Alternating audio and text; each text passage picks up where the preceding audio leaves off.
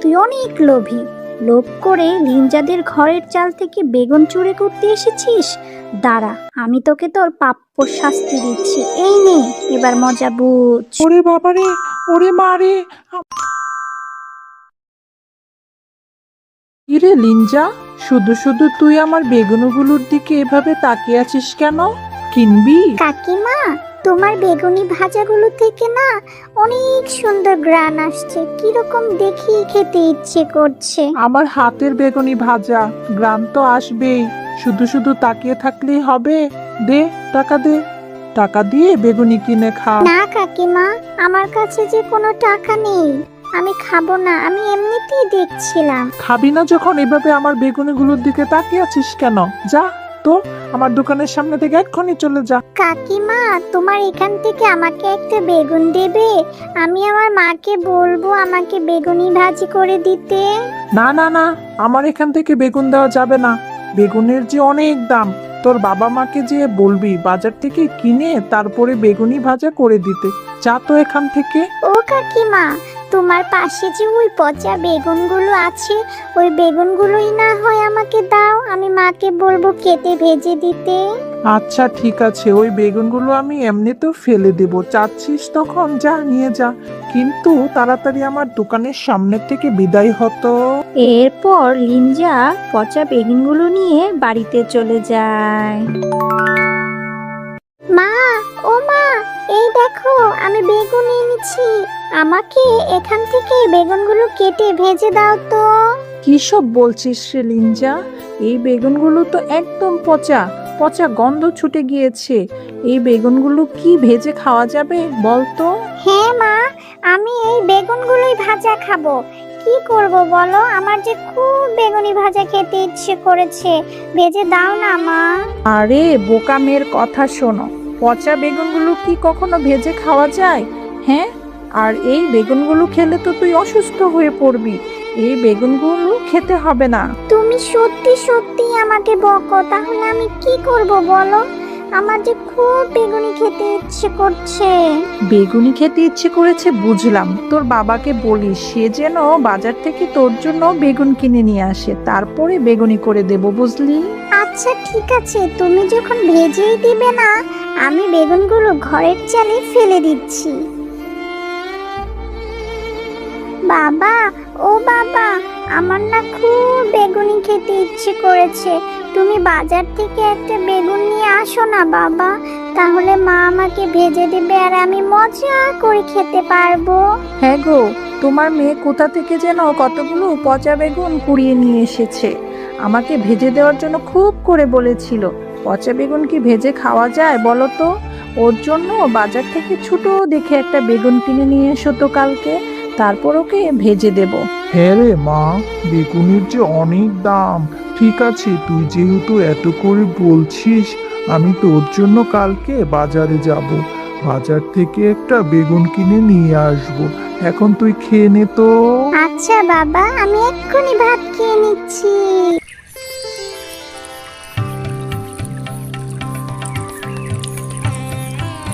বলছি বাঘ মামা, আপনার দোকানের বেগুনগুলোর দাম কত? হ্যাঁ রে মেচকে, বেগুনের যে অনেক দাম।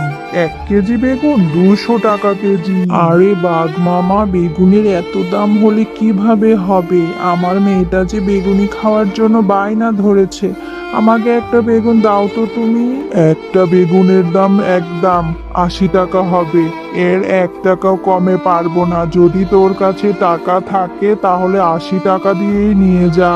আচ্ছা ঠিক আছে বাঘ মামা, মেয়েটা যেহেতু এত করে আবদার করেছে, দাও। তুমি আমাকে 80 টাকা দিয়ে একটা বেগুন দাও।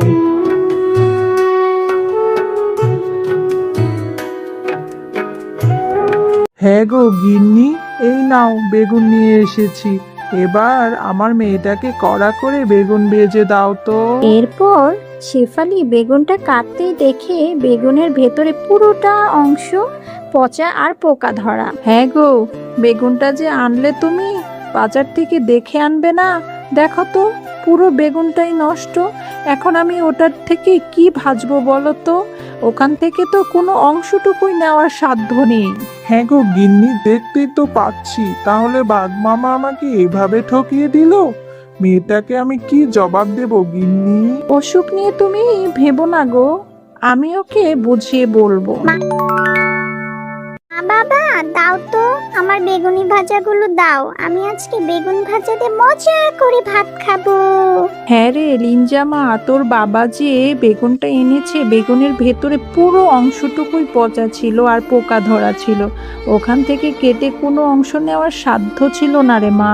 কি সব বলছো মা? আমি কত আশা করে বসে আছি আজকে বেগুন ভাজা দিয়ে ভাত খাবো। মারে, তোর বাবা টাকা জমিয়ে আবার অন্যদিন এনে দিবে, এভাবে কান্না করিস না। মা, খাবারটুকু খেয়ে নে। হ্যাঁ লিঞ্জামা, আমি তোকে আবার বেগুন এনে দিব বলছি, খেয়ে নে মা। না না না, আমার আর খেতে হবে না। তোমাদের কাছে আমি একটা বেগুন ভাজা খাওয়ার আবদার করেছিলাম, তোমরা সেটাও পূরণ করতে পারলে না। আমি আর ভাতই খাবো না। ওর লিঞ্জা রাগ করে চলে গেল। মা লিঞ্জা, খাবারটুকু তো খেয়ে যা, এভাবে যাস না মা।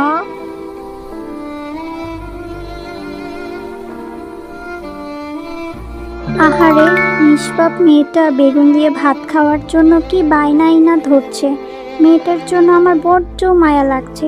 যাই হোক, আমি ওদের ঘরের চালে ফেলে দেওয়া সেই পচা বেগুনগুলোকে বলি, যাতে করে ঘরের চালে খুব সুন্দর সুন্দর বেগুনের গাছ জন্ম নেয়। শোন পচা বেগুনগুলো, তোরা তোদের বীজ থেকে টয়াদের ঘরের চালে সুন্দর সুন্দর সোনার আর সাধারণ বেগুন গাছ এনে দে। এরপরেই সেখানে অনেক সুন্দর সুন্দর সাধারণ ও সোনার বেগুন গাছ চলে আসে।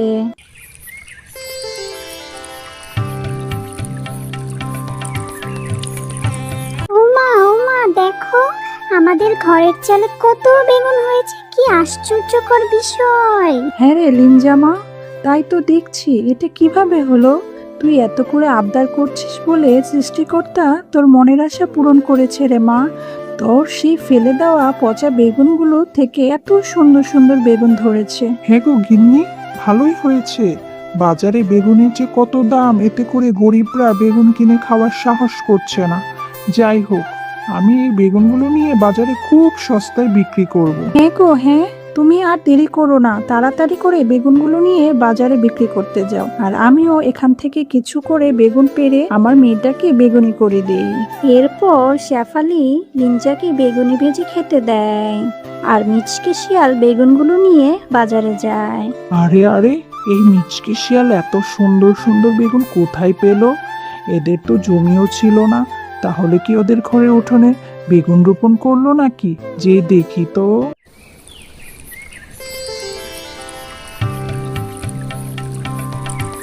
আরে এ কি, ঘরের চালে এত সুন্দর সুন্দর বেগুন ধরেছে, আবার সোনার বেগুনও দেখা যাচ্ছে। যাই হোক, আমি আজকে রাতেই ওদের ঘরের চাল থেকে সব বেগুন গাছ চুরি করে নিয়ে যাব। হা হা হা। দুষ্ট বাঘিনী, তোর এই মনের আশা কখনো পূরণ হবে না। তুই অনেক লোভী। লোভ করে লিঞ্জাদের ঘরের চাল থেকে বেগুন চুরি করতে এসেছিস। দাঁড়া, আমি তোকে তোর প্রাপ্য শাস্তি দিচ্ছি। এই নে, এবার মজা বুঝ। ওরে বাবারে, ওরে মারে, আমাকে ছেড়ে দাও। জাদুর বুড়ি, আমি আর কখনো চুরি করব না। হ্যালো ছোট্ট বন্ধুরা, গল্পটি ভালো লাগলে অবশ্যই সাবস্ক্রাইব করে দিবে এবং পাশে থাকা বেল আইকনটি প্রেস করে আমাদের সাথেই থাকবে। ধন্যবাদ।